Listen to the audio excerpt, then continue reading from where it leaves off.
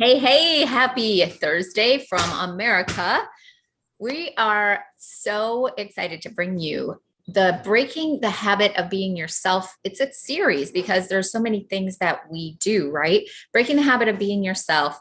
And when you are stuck in a dull routine. So, how many of us get in a routine? Maybe it's the same 5 meals we're creating. Maybe it's the same job. Maybe it's the same way that you treat your kids. Maybe it's the same, you know, situation with your religious or your church life. And so we get stuck in this dull routine. And what happens to us, Rita? We're your brain trainers, and we want to bring you out into the growth mindset, right? Self-improvement. Yes.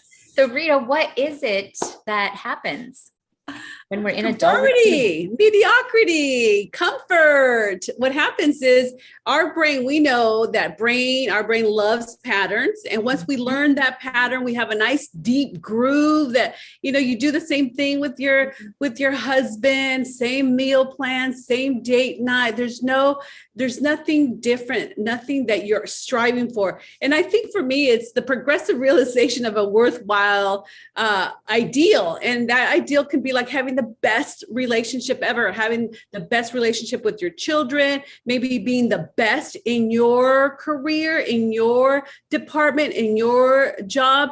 And if you're being the best and you're living up to your potential, that stuck and undull routine fizzes out. But why do we get stuck? I think there's a fear of excitement, the fear of the unknown, really, it's all about how fear makes us not want to do something that might not work. It might not work. And also, I think we get stuck with that middle class mindset. Like, okay, I got the husband. Okay, I got the job. Okay, I have the kids. And now, like, that was your goal and that was it. And so now you're there. And so if the brain doesn't have the part of your reticular activation system, if it doesn't have something to look forward to, something to create, we're creators, we're always creating. We create babies, we create, blueprints, and we create buildings, we create food every day. Right.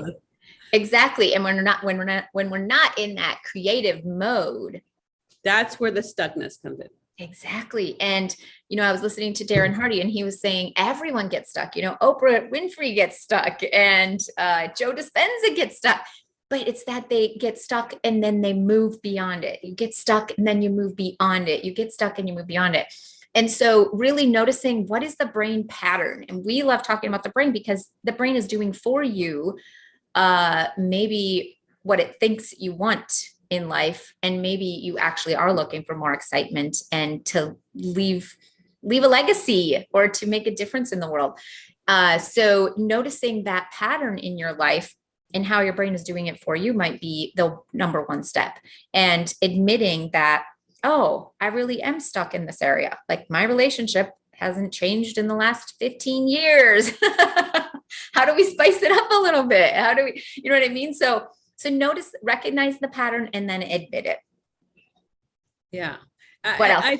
I think, you say admitting, but first of all, because look, we know we are zombies. We're like the Walking Dead. We're just going along to get along. We're just doing what we've been doing. Nothing's wrong until something shows up. Yeah. Why wait for that? Why wait till your husband says, hey, honey, I think this is not working out. Why wait for that? Why wait for that accident? Or why proactive?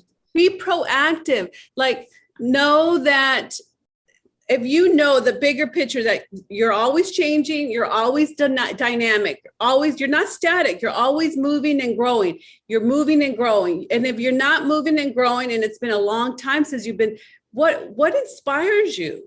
Mm-hmm. What moves you? Yeah. Right? Because it's comfortable, but it won't be comfortable when you get the Dear John letter. Yeah. Right. And we see this happen with health, people Right. They With health. just don't care about their health at all. They don't appreciate the free gift of their body. And then cancer or heart attack or stroke. And then all of a sudden, oh, right, it's time to get my life back in order. So Yeah. this What is your wakes wake you up up? call. Yeah, this is your wake up call. Don't wait till you get, That's right. arthritis. Don't wait till you're obese and you've eaten the junk food that we've been programmed and conditioned to eat. And don't wait for all that. Do it Right. now. Yeah. Do- And if be- you need some inspiration, come along, because I think we just have this natural inclination, this natural drive for growth and learning and becoming more and becoming better. And if you've lost that because you have been dulled by routine, then get around some people. We'll invite you into our group. Get around some people that have a little bit of life in them, that come up with ideas that maybe are off the wall, but they're fine with it. Yeah. Or that have some imagination, that have some, like, what about this? What about that? What about this? And it feels okay to explore and to enjoy and to like come at something with passion. And we applaud and salute that, and we encourage it, right? You can't teach old dogs new tricks. You can't. Because your brain is plastic, guys. Your brain is pliable. You update all your stories of, no, I have lunch at, I'm a teacher and I have lunch at noon because I've did it for 50 years. Now I'm retired. Now you're still abiding by that. By that. No, we can't go play pickleball because we had to eat at noon. Exactly. No, now you bring your lunch to wherever you go because noon hits.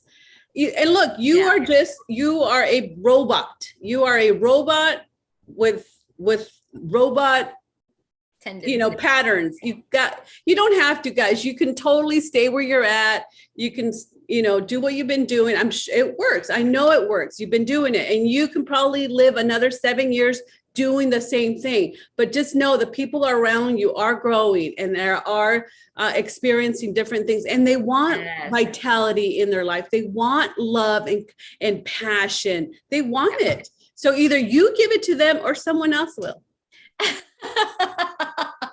Awesome. So here's the deal. When we're in our 20s, we're at the happiest in our life. When we're in the 60s, we're at the happiest in our life. Don't wait.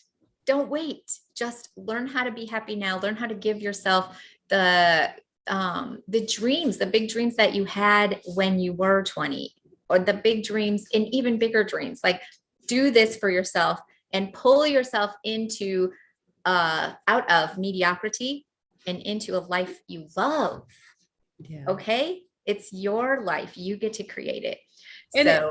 And I think if you're struggling, even with whatever we're saying, if you're like, oh, whatever, do the stop technique. It's down there. That will help clear any fears that you have.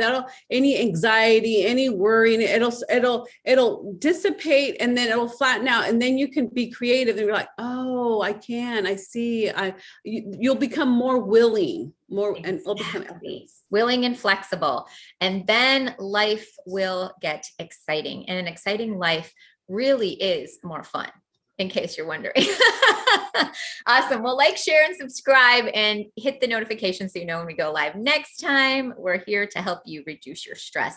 Be sure to use the stop technique, which does help to instantly bring you present and relax your brain and allow you to have that clear mindset